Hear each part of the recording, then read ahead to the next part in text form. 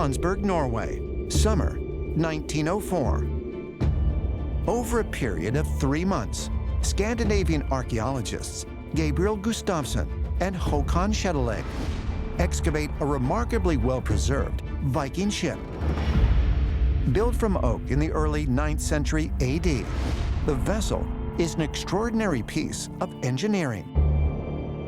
One of the things that the Vikings had was a ship that was a technological marvel for the time. They could go up and down rivers. They could go across oceans without flipping over as much as previous ships had done. And this meant that they had the ability to get into areas that other people at the time could not get into.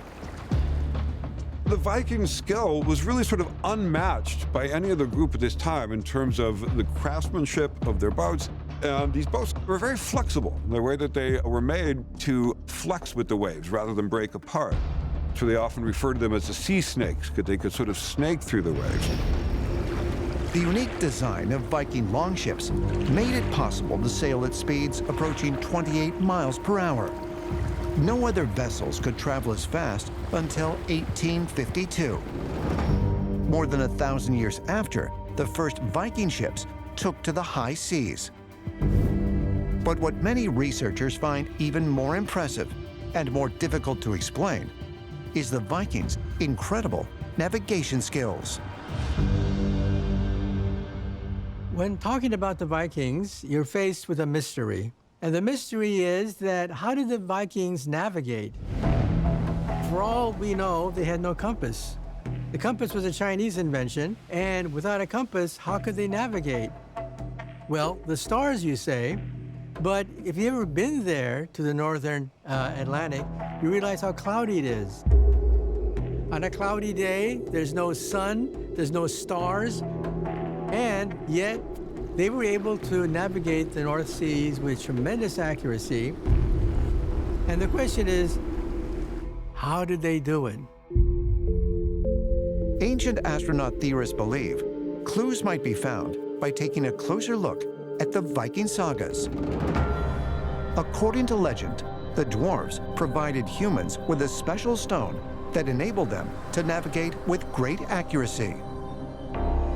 In the Norse sagas, we get mention of something called the solstein, the sunstone. And this is a kind of translucent mineral that's oblong-shaped and has special magical powers. And it's something that the captain of a Viking warship would hold up to the cloudy sky, and through it would be able to see where the sun was. And that was essential to navigation.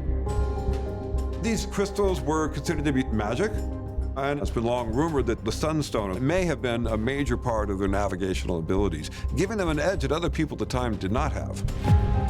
Was the Viking sunstone simply a creation of Norse mythology? Or might it have really existed? The English Channel, March 2013. Underwater archaeologists are exploring a 16th century sunken English warship when they come upon an unusual crystal carved into a nearly perfect rectangle. Researchers are shocked when tests reveal that the object was carved from a chunk of Icelandic calcite. And they suspect they have found one of the fabled Viking sunstones.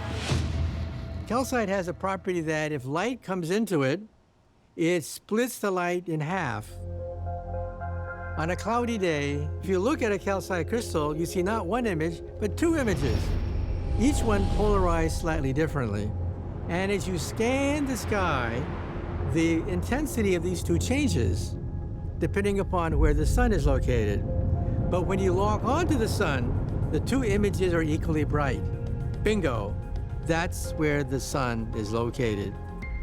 And that's how the Vikings could do it without a compass. They simply pointed it toward the sun until the two images matched in intensity. For archaeologists, almost as exciting as the discovery of a Viking sunstone was the fact that it was found on a 16th century ship.